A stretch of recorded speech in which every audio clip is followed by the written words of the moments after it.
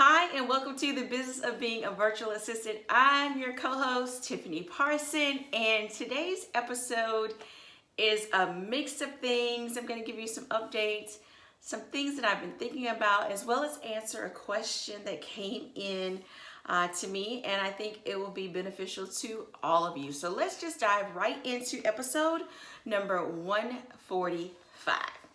Now, anybody that has text 345 VA start for virtual assistant start, I found out that for the whole, almost the whole month of February, that my email autoresponder was paused. Evidently, I had gone in to do some editing and then forgot to restart it. So it was on pause for like a whole month. So let me apologize if you got an email from me several days ago and you knew you signed up in February. That is why. Fortunately, I got a couple people that did email me and they were like, I never got anything. And so that made me dig a little deeper to find out what is going on. And I realized, oh my gosh, for a whole month that's been going on. So anytime something glitchy happens with me, meaning my website, an email, whatever, shoot me a line, let me know, guys, because that means something's going on. So let me know. Anyway, I wanted to check that off to let you know I am aware and it's all fixed. So having said that, it's early in the episode, but if you'd like to be the first to know when one is released or get invited to any free webinars or learn more about the Virtual Assistant Business Owner Circle, go ahead and text 345 VA START. VA stands for Virtual Assistant Start, all together. Okay, so the question that came in to me, it was a really long question. A mom and daughter want to start a virtual assistant business, but there's so many things they want to learn, so many things they already know, and not sure, where do we start? And my response is this. I think it's important to earn while you learn. So imagine starting with something you already know how to do while you're also learning how to do a new thing. So let's say you've already been working in Excel and doing reports and spreadsheets and all kind of stuff, but you also have an interest in learning more about creating graphics for Instagram or audiograms and videos and different things like that to provide that as a service. Well, while you are learning how to do those things, you could still offer Excel services or reporting services depending on whatever it is you do. Why should you not put out there what you already know because you want to learn new things? You're always going to be learning. There's always going to be something new to learn. And my philosophy is you earn and learn all at the same time. Unfortunately, school teaches us something completely different, right? We learn it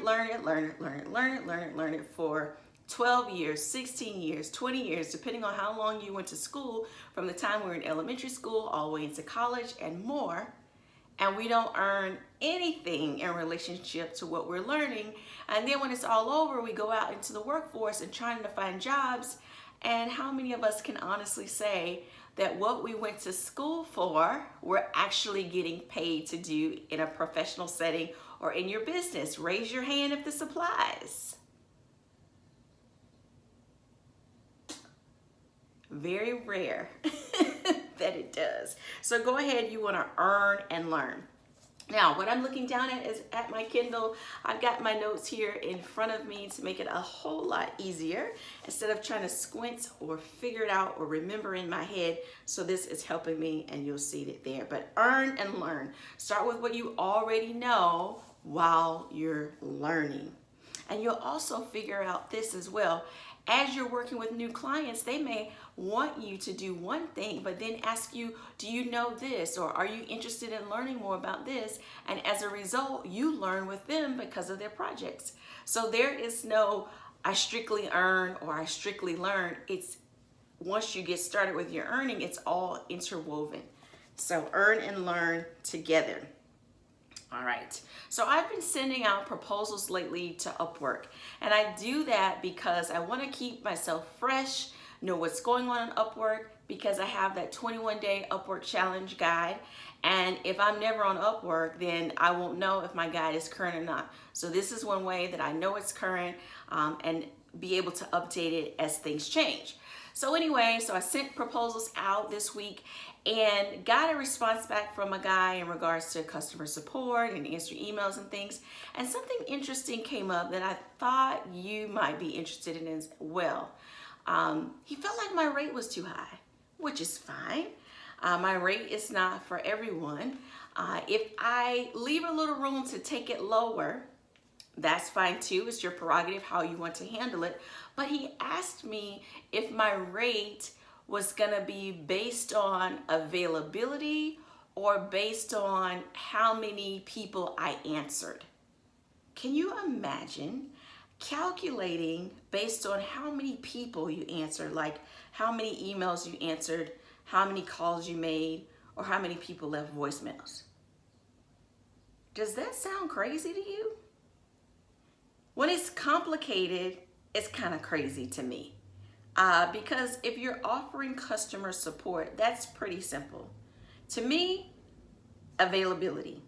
If you want me to be available for a certain time frame in the day, even if it's not a set time, but for a couple of hours, then it should be based on availability. Now, it can be based on a flat rate, but still availability, not based on how many people submit questions in a particular day. Because what if I'm available for a chunk of time? What if I'm available but nobody has a question? But that's my time being available for your project. So absolutely not. And I don't recommend that you guys base rates based on how many people, how many correspondence you do compared to your availability. I also don't like hourly rates. I like flat rates. But on Upwork, we're kind of confined in that way. Some people want their projects to be hourly, some want the flat rate. When you're outside of Upwork and you're working off of your own site, your own pricing, flat rate, flat rate, flat rate. You can package it all day, but it should be based on a flat rate. Do not sell hours. If I could shout it to the rooftops, do not sell hours. The reason why it will take you forever to cut down on those hours as they use them. The more you do a thing, the more experienced you are, the more efficient you get. And so the less time, right? So what may take you 30 minutes to do when you first start may only take you 15 minutes or 10 minutes down the road because now you're used to doing it. So you kind of shoot your own self in the foot. And imagine if your client is basing it on how many people you email or how many people you call, and now you're subtracting that from the hours. Headache, pain in the butt. Who needs it? Work with someone else that values your knowledge, experience, time, all that stuff.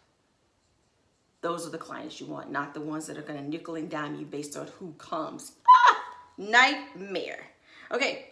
Let's see here. Okay, I wrote this down and I need to read it exactly as it is because at the time that I typed it up, it was like, hit me right here. Okay, you got to be willing to fail so you're not discounting yourself before you even get a shot. That's why you hesitate on a lot of project proposals, because you're discounting yourself before you vote for yourself. When we submit projects, that's a vote for ourselves. When we read a project and we talk ourselves down, that's voting against ourselves. When we decide, I'm not qualified for that. Or I know how to do a little bit of this, but not all of that. Vote for yourself. Be willing to fail. Be willing to not get awarded the project. Be willing for a client to say your rate is too high. Be willing to experience those things. If we're not in the game, we can't win. If we're not in the game, we can't learn the ways and how it goes. We can't figure out what our ways are if we're not in it. It's okay if it doesn't work out. However, what if it does work out? So if someone is coming to you and they're asking, can you do it like this? What about this instead?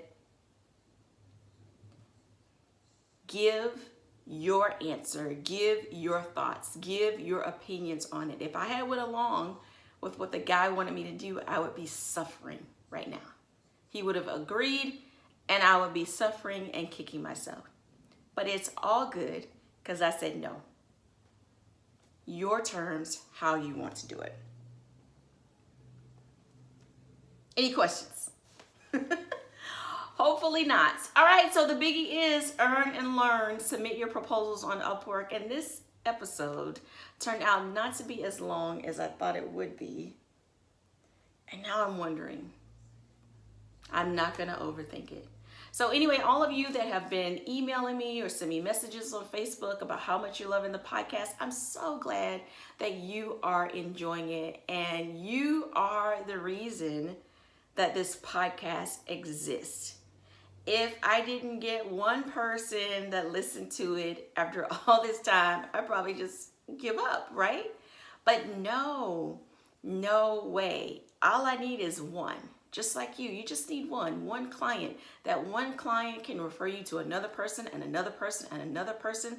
That's how it starts. That's how we get energized. That's how we get moving and flowing so that we can do what we know we've been called to do. Your purpose. Having a whole different work environment from the traditional 9 to 5. And for those of you that are working full time, you can build your business while also working. It's the best way to do it because now you're not totally relying on clients. And if you're not sure, if you're uneasy about starting a virtual assistant business because you have a full-time job, but you want to do something else like the graphics and the audiograms and helping people schedule and all these different things because it allows you to be creative. It allows you to learn and earn. Don't give up. Don't hesitate on that. Do it anyway. Start it anyway. How will you know? You can send me emails. You can ask questions. You can research yourself. You can overthink it, but you really won't even know until you do it. It's like swimming. You can be afraid of the water. You can look at the water. You can watch everyone else swim. But if you never put your feet in, you won't know how it feels to have nice, cool water up against your skin on a really hot day. You won't know that feeling. And just by putting your feet in the water, if you don't know how to swim, you put your feet in the water feels so good, it's cool. Oh, that may want to make you learn how to swim. And from there, you do what you need to do to learn how to swim. And that's what I want to encourage you to do is swim. So all of this whole podcast is like us sitting around in the pool, getting our feet in the water, and from there deciding how deep do you want to go in your virtual assistant business. 10 feet is like jumping in. I want to do it full time. I want to get my client load up to speed. 3 feet, I want to test out one particular service, see about projects on Upwork, and see how it goes from there. You got to start somewhere. If there's a pool and it's got 3 feet to 10 feet, like at our local Y, you got to decide, where do you fit in? Where do you want to start? And just because you start at 3 feet doesn't mean you'll never get to 10. No, that's the starting point. That's the starting point. Research is nowhere near the water. Asking questions and it's been 2 months, 3 months, 4 months, you're nowhere near the water. Do you know you can ask questions and stick your feet in the water at the same time? You absolutely can. So earn and learn, ask your questions as you earn, do what you need to do, get started in your virtual assistant business. I'll see you on the next episode. And again, if you want to know about when the episodes go live on YouTube, Stitcher, iTunes, on the website, go ahead and send the text to 345-345-VA start, and that puts you on the list. If you've got a question, shoot me a message on Facebook or post it directly on my Facebook page, whichever makes you feel the most comfortable, and I will answer your question there either way. In my monthly membership program, we just wrapped up a really good workshop about LinkedIn and learning what to do on LinkedIn and how to get clients on LinkedIn. If you sign up in March, I'm going to leave that there as a bonus to you as well. So if you go to tiffanyparson.com and you click on membership, it'll take you to the page for the Virtual Assistant Business Owner Circle. You can learn more about the monthly membership program there. All right, I said I was signing off probably about a couple of minutes ago. So anyway, have a great day, and thank you so much for listening, for watching, and for taking action on everything I share here on the business of being a virtual assistant. You have a great day.